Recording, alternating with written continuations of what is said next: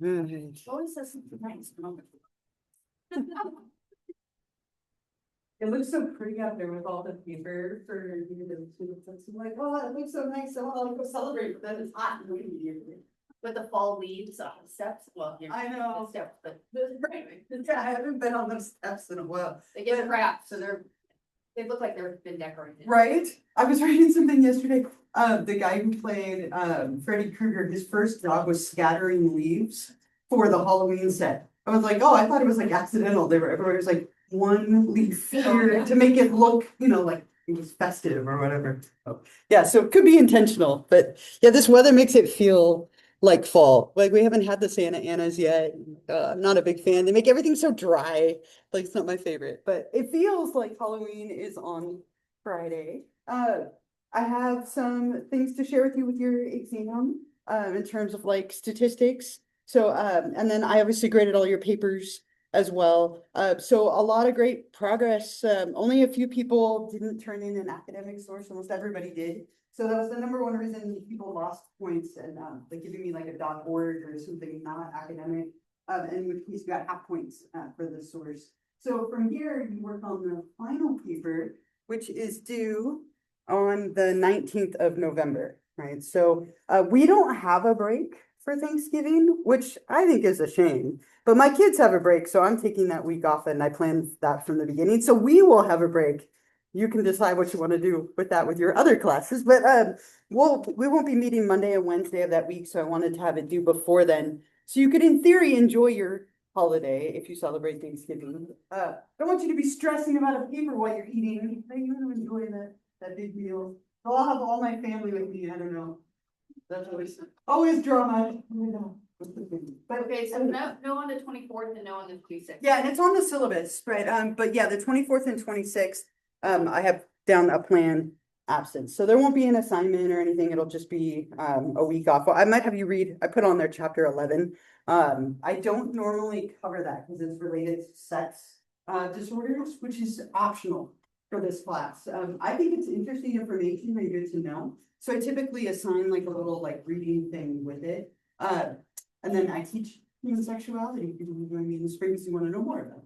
But I'll share these statistics with you. So the high score on the exam was a 99. There were 3 people who got a 99. The lowest 73. was a 73. Thank you. You didn't need to out yourself, but yeah, 73. The average score was a 90%. And the average amount of time was 50 minutes. So you have one more exam to go, the final one. The final is not cumulative, so it's just on everything from today forward. And so everything from today until the end. But again, I mean, the lowest score was a 73. It's still pretty decent. It's still a C. It's still passing my human sexuality class. It was 29. So so again, most of you should feel pretty good about that. And if you wish you had done a little bit better, change something up in this next unit. There's also, I think I mentioned it before, but it's on Canvas. There's a 20-point extra credit opportunity that you can do at any point before our last class. And it's related to reading the book that I wrote about mindfulness and self-care and doing some activities with mindfulness and self-care. If you're interested, the instructions are on Canvas. It's worth 20 points. So if you're beating yourself up, right? Anybody, that's something that is there for you all the way until the last class. Yeah. I wanted to ask. Yeah. From the last week, somebody a little bit shared whether or not that what these questions are correct, if correct, I wanted to figure out if I did get targeted with was that correct? Oh, okay. You can see it after I grade them? No, you can only see the moment, I can't even tell that you graded the chart. Oh. It just spits out it updated my score, but Sure. it just includes the points that are correctly because of false position. Okay. If you want to send me an email, Okay. just I can let you know if you did miss any points. Okay. Or send you like a screenshot of it. That's odd that it doesn't let you. It should let you, right? Those are my scores. I want to see them. Yeah, I thought first exam I had gotten partial credit. I came from it around so we have those right into so I wanted to. Yeah. If you send me an email, I'd be happy to let you know. Are there any other questions about the paper, the exam, any of that kind of stuff. Time, I guess. We don't have, I didn't post the like final day and time on there, but we will have like during finals week, we'll have an exam on Canvas. So we won't meet during the final, it'll be online, just like before. But we're in the last third.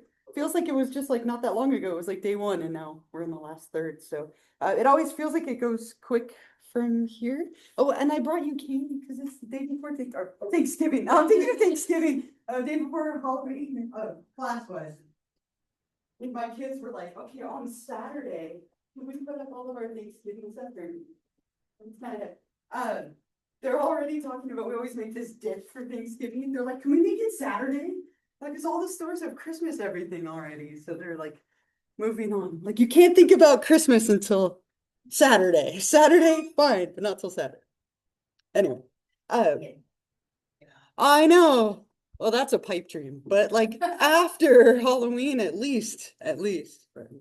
Anyway, so what we'll look at in this unit, we'll look at schizophrenia, personality disorders, childhood and adolescent disorders, aging disorders, and then forensic psychology. So those are our last topics. This one, I don't know, in a way, kind of fun for Halloween. Very like kind of dramatic disorder. It's definitely one of the more severe that we will talk about. So we'll talk about schizophrenia today, and then also into next week, which is chapter 12. Oops, come to life here. I think I forgot to. I did. I hit record. Okay, good. So schizophrenia is what we would call a psychotic disorder. Okay, this is the first psychotic disorder that we really have covered. Everything else you can view as like neurotic. When someone is neurotic, they don't have good control over their emotions. When someone is psychotic, they've lost touch with reality. Okay, so when someone has a psychosis, which isn't actually a disorder, it's like a category. When someone is psychotic, they don't know what's real or not real. Maybe they're hearing things or seeing things that they don't know if they're real or not. They have beliefs about the world that are like off. They're not grounded in reality. So the symptoms and the things that they're experiencing have made it where they're not necessarily in touch with the world around them. And schizophrenia is a psychotic disorder, right? So by nature of this, people have strange perceptions. They have disturbed thinking processes, unusual emotions, sometimes motor abnormalities. There's a ton of different symptoms of schizophrenia, enough so that they actually used to have like 5 different subtypes of schizophrenia in the DSM-4, and they got rid of that in the DSM-5. So now it's just one diagnosis, but it used to be we actually divided it up because there were so many different ways that this could present. And so we'll talk a lot about the symptoms, and I have lots of examples. There's a lot of films and things that have featured this, but kind of an interesting history of this. So the first recorded case was right around 1800. All right, the first recorded case in like medical literature. Recorded case in medical definitely existed before this. It just wasn't something that we like necessarily identified or like classified in any way. Lots of reports of people having like irrational behavior, seeing or hearing things that aren't there, like way back through history. But this was the first time that it was documented in like a medical or kind of psychiatric sort of way. In the 1800s, in general, we actually thought this was a kind of dementia. It was called demence precoce.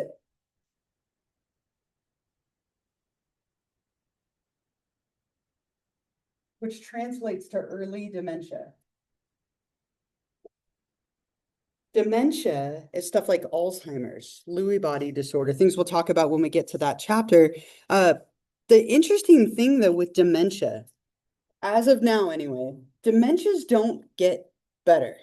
They progressively get worse. If any of you have known someone who's suffered with like Alzheimer's or Lewy body or any of those things that we'll talk about when we get to that unit, it starts off slow and it just gets worse and worse and worse and worse and worse over time. Schizophrenia, like it has this interesting rule of 4, right? Like some people with schizophrenia just get better, right? It goes away.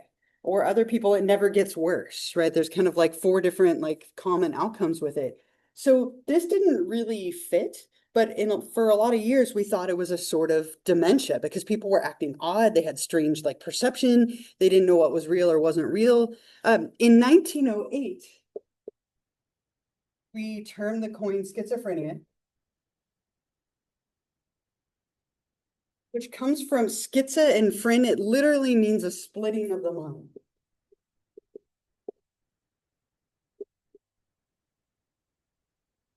Which I don't think does this disorder any favors in terms of people like keeping it straight.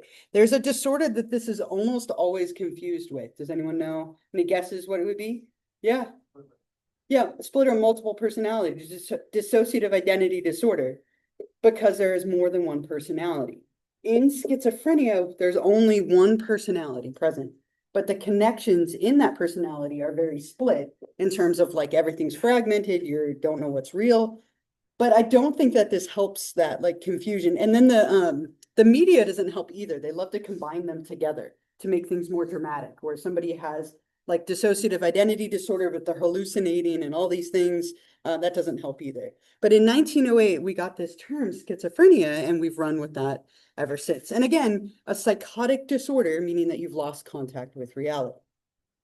There are a lot of different symptoms. Before we get into them, I want to play a video of you. This is probably one of the most famous case studies in schizophrenia. He was one of the first patients to really like paint a clinical picture. His name is Gerald, and they recorded it. And Gerald has a lot of like the classic symptoms of schizophrenia. So I'll play 3 of these, but it's really common to have at least one, paranoid being the most common, but it can be any of these, right? So believing things that aren't true. That's the essence of a delusion, right? And you can have, there's a disorder that's only delusions. It's called shared delusional disorder. Really interesting, where people adopt someone else's thoughts as their own and they become obsessed with them. Really interesting movie if you're into like psychology movies. Bug. Right. I don't know if any of you have seen it. I don't know if I'm recommending it. I'll say interesting. I'll say interesting. So then there's like a caveat there. So I was like, oh, my partner and I really like creature films and like bug things and stuff. There's not a damn bug in the whole movie, right? There's no bugs in this movie, but he thinks there are. So it's interesting. But the whole thing is about something called shared delusional disorder.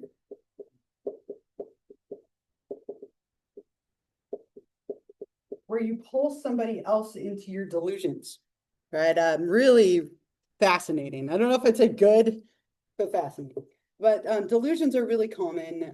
The next one, loose associations, another one, and you saw this with Gerald, right? Where you ask him about why does the picture have a headache? And then he starts talking about when sperm and egg meet and want to work in a bakery and go to medical school. Like there's loose connections between things.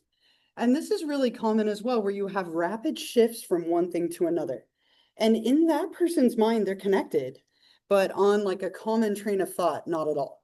We sometimes call this derailment. It's like the train has jumped the tracks. Instead of following a path or like a rail line, it jumps and goes somewhere random. And so this happens a lot where people just kind of say what feels really random, right? It feels completely random to everybody else, but to that individual, it has like a logical connection and a logical train of thought. The movie The Soloist has some good examples of this. And I recorded this one with captions because it's a little, he mumbles, he talks really, really quickly.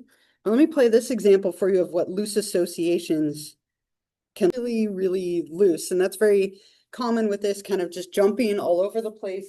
You often sometimes will see like odd speech patterns too. Like the way he spells stuff out is really like commonly done, where people will spell things or they'll rhyme, or what we call clanging. They'll kind of like similar sounded words back to back to back in like an odd clanging. Clanging, right? It's almost like rhyming, right? Where you use like a very similar sound back to back to back to back repeatedly. How's it different from cadence? So cadence refers to like the speed or like that something happens at, like what is the like, with like the rhythm of it, the sound, right? So we go with like a similar sound back to back to back to back, right? And so it's like almost like rhyming, but we call it clanging because it's not, it's just like a sound rather than the whole word. Is that it? Two. Generation. Yeah. That are recovering from this as well, or just this specific? It's pretty specific to schizophrenia, but you'll see the loose associations with dementia. Right, for sure, right, where things are kind of like hazy, or maybe they like don't follow a train of thought, they forget halfway through and trail off. So dementia tends to be more like you trail off or forget, versus this just, it's like haphazardly random. But you see this sometimes with bipolar disorder too, where people kind of have like a loose association, they're like, or ADHD, like you can see it in a bunch of different things where the connection between thoughts is loose. So again, like all the symptoms together to paint that picture, but what you see with this is more just, it's like, it's jumped the tracks. It's not a little shift. It's like, where did that come from, right? And my partner will do this all the time. My partner has ADHD, and like all the time we'll be like talking about one thing, and then she randomly mentions something like 5 miles off to the right. And I'm like, wait, what? You know, and she'll be like, well, it's connected to this, to this, to she could trace it back, right? Like, and I'll be like, okay, got you now. Back to the other, right? Like, and so it's not an uncommon thing. Like, if you were thinking about something else to bring it up, but it's really hard to have a conversation with somebody who does. Kind of like he was like, okay, you know, Yeah. It's tough putting. Yeah, I think more so is it's like the time they get to a certain part and they don't remember like the word itself. Yeah. Like context. Like around it. That would be more typical of dementia, for sure, because it's like the tip of the tongue phenomenon where you just can't bring the word up, right? Any other like thoughts or comments or questions? Anything else? Yeah. No, you might have. It might be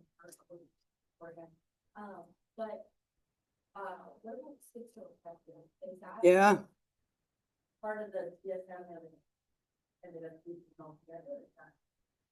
Yeah, so schizoaffective, we put it as technically it's considered a mood disorder, right? Where somebody has like such intense mood that it like affects them, and it has the schiz like part of it, right? And we also have schizotypal, and a couple that we'll talk about when we get to personality disorders. So it's hard, we share some of the similar like threads of a word, and then that's because they have commonalities, right? Like you're so severe in your affect or your mood that it can actually present in this sort of way.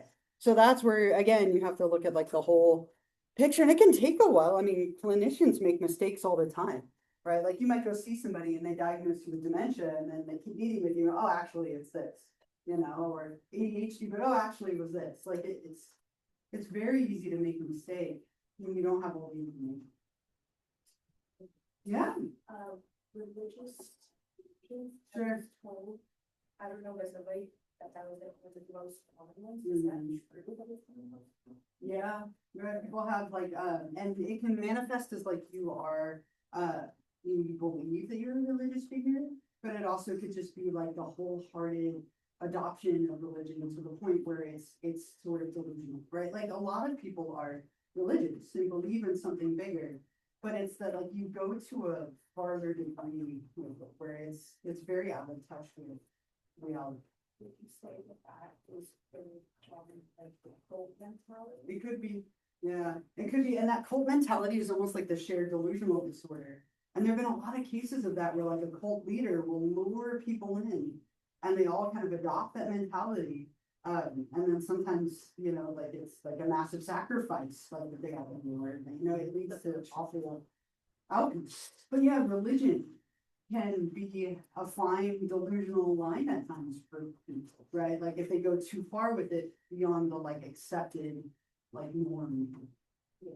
That gets controversial. I know, it's fine. Yeah, it is a fine line, and it's a dangerous one, because you know, like I have people in my family who are like incredibly religious, you know, so religious that like where I'm like, oh, you are teetering, you know, like it's a little hard, but like it's accepted to them and within their like culture.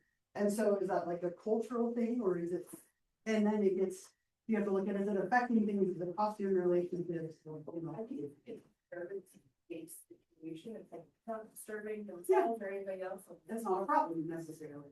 I think it's questionable, but. Right, question. Yeah, you had to change your mind? Okay, was there, yeah. I thought somebody was looking at that like a particular activity. Yeah. Out of schizophrenia. Right. But the biggest difference was the hallucinations. It was more or less from, they said it was marijuana use because of like childhood trauma, starting to believe the reality of something. Sure. Continued and well into his 30s, male-wise, but so, what started to happen was the move was everybody's taking up on that mentality, everybody's looking at me, and obviously going to sad. Or certain words that people were speaking would get into like, oh, they're saying baby, they're saying dog, Sure. that relates. Yeah. So it was really hard to like, it didn't really happen because I started to notice it when I was around the person, and I feel like they did say that, but that's not the context that they were saying it. Yeah. So it was like happening, but in different like setting of the brain for getting versus how everybody else was speaking. But then you make it one step more complicated, right? So we just finished talking about substance abuse disorders. So if somebody is having hallucinations because of marijuana, technically, Well, that was the thing. yeah, This has been well off of marijuana for like after a year. They said, okay, this is like you're still having hallucinations. This is usually not documented to have hallucinations for that long. right? So now after 3 or 4 years, it's like, okay, what's really going on now? And then come to find out there was a lot of trauma before. Yeah. later on. What came first, Yeah, right? yeah. But it gets tricky because somebody can use a drug once and it triggers schizophrenia on board. It's the diathesis stress perspective we'll get to probably next class. It's a very common cause of schizophrenia. Somebody has like a bad trip on a drug and now all of a sudden they have schizophrenia. It was lying dormant there. It was there already, but the drug use brought it forward. So it could be that the marijuana use brought the trauma stuff forward. Like, oh, it gets so messy. It's mental illness is messy a lot of the time, sadly, yeah.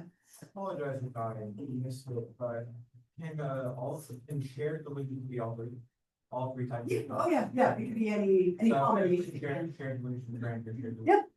Yeah, could be any of them, any of them. Any other thoughts or comments, questions? Right, yeah, you can keep that going around, like, please. If you don't eat it, I'll eat it, so please keep passing it around. Hallucinations are the other really, really common one, right? So seeing or hearing things that aren't there, or even feeling things that aren't there. And if you've ever hallucinated, it can be frightening, right? Like I had one hallucination in my life from a drug. Like I was prescribed a drug as a teenager. I don't even remember the drug at this point. And I was prescribed it. It was like given to me by a doctor, right? And like that night when I tried to go to sleep, it was a sleep medication. I saw everything in the room floating and it terrified me. Like I'll never forget it because it looks real, but it's not, right? And so what happens with hallucinations is you believe them to be true. You hit a point because sometimes they're so frequent where you cannot tell what's real and what isn't real. And it's frightening, right? And so oftentimes these can be kind of menacing or scary. Very common that people hear voices. That's the most common one. And the voices are typically like mean, or they prey on your insecurities, right? They're very often like negative in nature, but hearing things, seeing things, or experiencing things that aren't actually there. And this is very common with schizophrenia. All of these are, but hallucinations, delusions, probably the most frequent.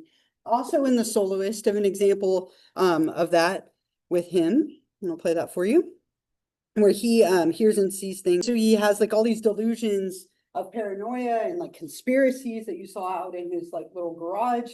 He's seeing these 2 or 3 like individuals, right? Which Charles is watching the baby. It almost cost the baby like its life, right? Like, so you have all of these things kind of coexisting, making it even more challenging. But hallucinations, as I mentioned, really common, cannot be due to the use of a substance, or it would be a substance related disorder, right? And not uncommon for people to hallucinate on a substance, but this would be something that's existing because of a chemical imbalance that we'll talk more about next time. But any like thoughts or comments, anything with hallucinations, anything at all here? There's some really cool simulators on YouTube of like, you can see what it would look like to be seeing things or hearing things like at any given moment. They're pretty like, they're kind of interactive, some of them, but some people it's like seeing bugs moving, other people it's people, voices. Like I can't focus when somebody's talking, let alone if they were talking to me. It would make it so challenging to like just focus and carry on. So these make it hard to function, right? Again, very common symptom. The last one up here, inappropriate affect, where people display emotions that are unsuited to the situation, right? So they are oftentimes reacting to something privately rather than the situation at hand. So maybe they're laughing when they shouldn't be, or they're crying when they shouldn't be. And it's most likely that they're reacting to something internally rather than externally. Like we've all had that moment where maybe you don't react quite the right way to something. This is like you're consistently reacting and expressing emotion in a very inappropriate way. Let me see if this works. I have an example, probably the hardest movie I've ever watched in my life. If any of you watched The Joker, this was such a hard movie to watch. But there's an example. He has actually something called pseudobulbar affect, but it manifests very. I'll write it up on the board for you. You don't need to know it, but pseudobulbar inside, or maybe it's due to like a hallucination or a delusion or something that's going on internally.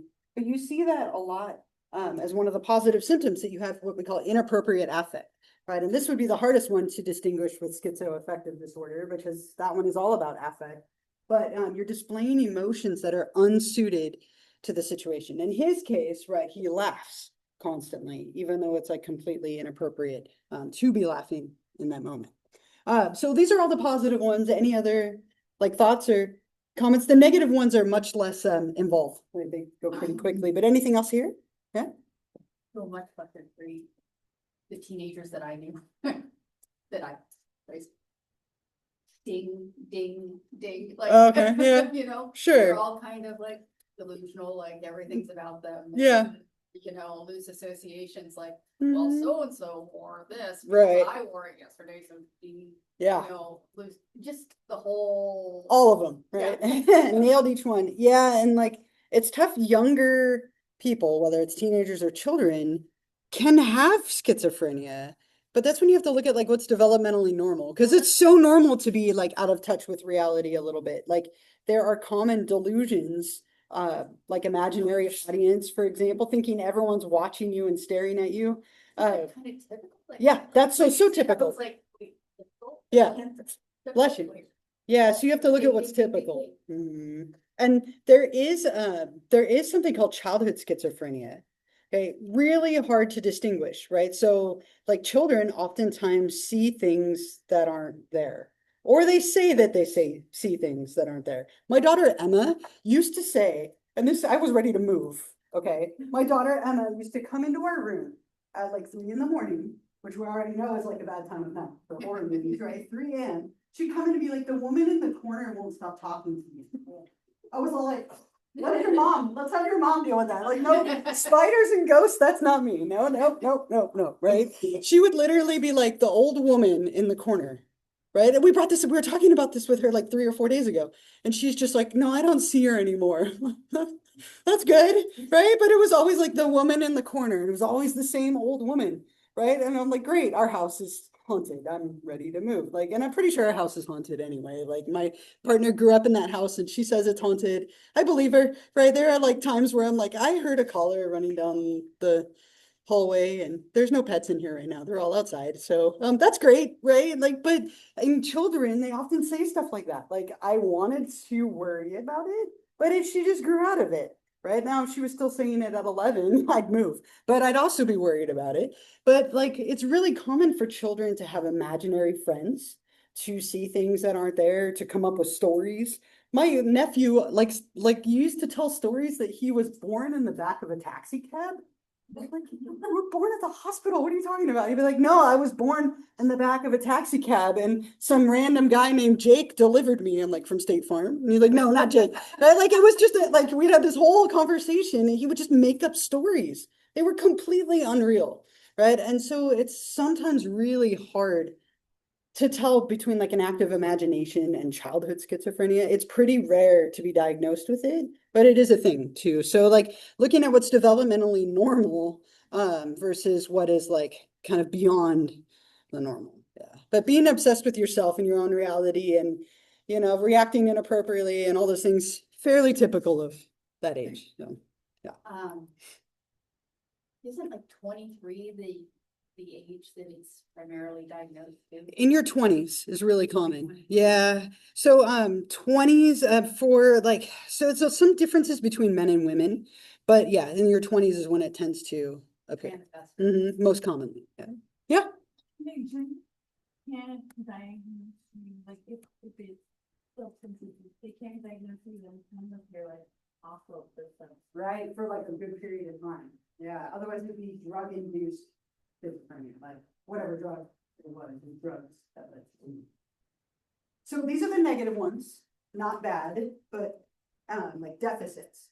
So with these, we're looking at like something that is a deficit of normal thoughts, emotions, and behaviors, much less dramatic, right?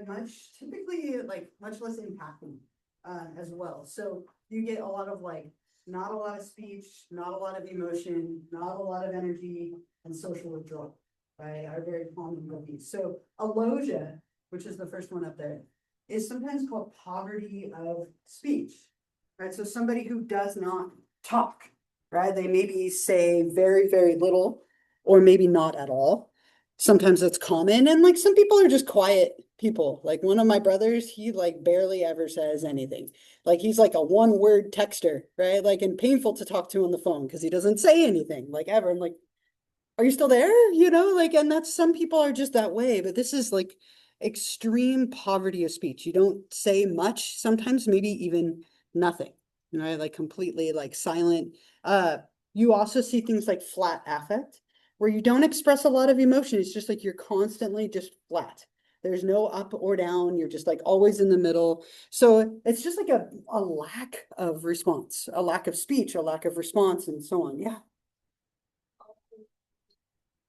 It could be, right? So sometimes like what you'll see, like, so they tend to manifest, and we'll talk about that one in the next chapter, right? In chapter 13. So with that one, like emotion isn't always, so they don't feel guilt in any way. And they can be very apathetic, but outwardly expressive. It's just false, if that makes sense. So people who are like antisocial personality disorder, like tend to have like very expressive behaviors, but it's not genuine.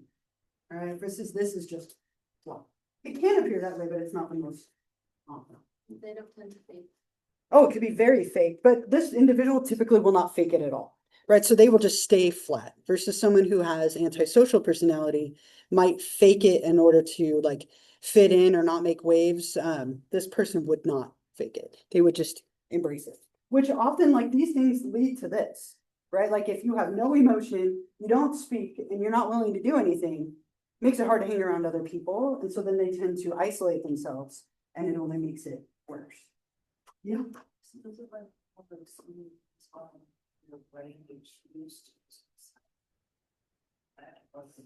It is so hard to know, right? So there have been interviews with people who don't speak or who don't do stuff. And sometimes the devil's holding my tongue so I can't speak. Like, and so what does that practically mean? I don't know. Like it could be, that it's something about a hallucination or delusion between people that can't like speak, or it could be that they have just adapted or learned not to. Like it's really tough to It's hard to get an accurate description of what's going on here, but oftentimes people will say something supernatural to that effect, and then we have to. Sadly, we can't do much with that, but we document it. Right? I was thinking as like I said, we were watching a lot of horror movies. I was thinking of Michael Myers as I was talking about this, right? Like he just sat there. I used to show a clip from it for Halloween and then bring in candy, but it was pretty violent, and I felt like I probably shouldn't have showed it. But I did it for like 5 years anyway. It was reckless, like impulsive. But he would sit there and stare out the window, right? Like so Michael Myers, interesting, he has a lot of catatonic behavior, which we'll talk about on the next slide. He would just sit there and stare out the window. He never uttered a word, not a single word, like all those years. Like some interesting takes on his character, like said that he had schizophrenia. Another really common one is that he has antisocial personality disorder, like we were just talking about. The Rob Zombie version of his film went like a very antisocial personality disorder angle, right? Like they showed him like abusing and killing animals, being bullied, like all these like classic markers of that. And then it went like supernatural later. So just kind of interesting. I was thinking of that as we were talking about this, someone who doesn't express any emotion, doesn't say any words, doesn't have a lot of like volition, very socially withdrawn, and then also showing a lot of like psychomotor stuff as well in the form of like catatonia. So the psychomotor symptoms are when you have awkward, like repeated movements, like Gerald with his spinning would be a psychomotor symptom, right? Another one you see a lot of is someone doing like this, like they're pushing a button, like they're pushing the button because something bad will happen if they don't push the button. And so in their head, they're pushing the button, but to us, it just looks right? Or catatonia. So when people are catatonic, they're literally like closed off to the world around you. And that's what I was thinking of with Michael Myers, where he just sat there on the edge of his bed and stared out a window for like 15 years or whatever. And he's catatonic, no response whatever to the outside world. And people get stuck in what are called catatonic stupors, where you see with this picture here. Because he's stuck in like a weird position. And like if you were to put your arm out for a long period of time, it starts to get heavy. When somebody is in a catatonic stupor, they get something strange called waxy flexibility. You could literally take their arm and like move it like it was a statue and it would just stay. Like, and then you could move it back. And I found an example of this in a film and I was so excited to find it because it's not a common like portrayal, but it's an older movie, Patch Adams. Had Robin Williams in it. Again, he's kind of funny in this clip, but it's a very sad movie. So I'll add it to the list of here. But there's a character in this short clip called Beanie, that's his name, and he's stuck in a catatonic stupor. He's stuck with his arm up like this, right? And there's a scene where you see Robin Williams pull up his hand, and it just kind of stays there, and then he pushes it back down. And that's that waxy flexibility that can sometimes come like with this. But the person is literally closed off to the world. They're not responding to anything anymore. It's like an extreme form of dissociation. But let me play this little scene for you. It's only in like group therapy, and you see that Beanie, he never laughs, he never responds, he doesn't move, he's stuck in that position. And then there's the part where Robin Williams' character lifts his arm up. Anyone else, like if you weren't like responding, your arm would just drop dead from the weight of it. It just stays there, and then he just like slowly pushes it back down. That's that like waxy flexibility. There was a video, and it was like a time-lapsed video that I saw, and it was this guy, and he was walking, and he randomly just stopped mid-stride. He held the position for 3 hours and some minutes, and then continued walking, and like nothing had ever happened, right? And like they asked him later, and he said the devil had hold of him, yeah, and so like he couldn't move. But like what happens in someone's brain, what's going on here? It's so impossible to know. But it's a very common like psychomotor symptom that people have random movements or sometimes like catatonia where they're extremely dissociated from the world. Yeah. Yeah, I mean, typically they're short. Like they're often like a matter of minutes. And it could be like a dissociative catatonic episode, if you will. But there've been a few characters that have been portrayed that it's like hours or days. But I mean, there are logistical issues with that, like physical logistical issues, right? Of being like this, you're going to lose all the blood flow to your arm. There's going to be damage there. So typically what they would do is put that person's arm down so that that doesn't happen. But it could be, it's typically like minutes to hours. But there have been cases where it's been longer. Yeah. So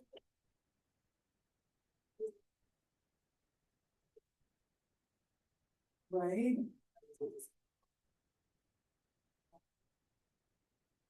I'm not sure that we know. So one thought is that it's an extreme form of apathy.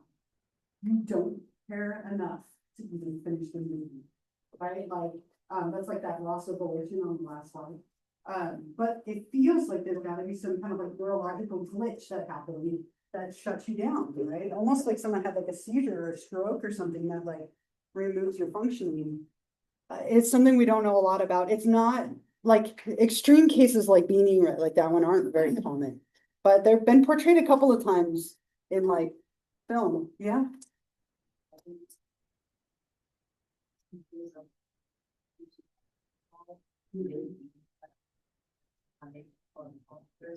Sure. It could be that, I mean, it would be from the drug, so that's where it gets tricky if they're like in a catatonic state because of the use of the drug. We'd attribute it to the drug, not the schizophrenia, but it could persist, in which case it could be either both, but yeah, drugs can do this kind of stuff to you, where you take a drug and then it literally causes you to dissociate. We were talking about ketamine, earlier for like mood disorder stuff. Like ketamine is a dissociative drug, and when you take it, you literally like often can't move, your whole body is super heavy. And you dissociate and go somewhere else for like 2 hours, and then you kind of slowly come back. And so it can feel a lot like one of these states, but it's because of the drug, and then it wears off. But yeah, that can happen that way too. It's hard to tell when there's a drug involved, like which is which. Any other like thoughts or questions or comments or anything? Then what we'll do, I'll stop there. Next time we'll talk about the course, the causes and treatment of schizophrenia, and then we might like start personality disorders a little bit too, because we'll probably wrap that up like a little more than halfway through. Before you leave today, grab some more candy, right? So that I don't eat it all, because I'm gonna eat the Snickers right here, but like here, you can grab some more. I hope you have a wonderful Halloween if you celebrate it, and I will see you all on Monday, all right? Stay safe. If my parents' side, stay safe out there. We'll see you on Monday.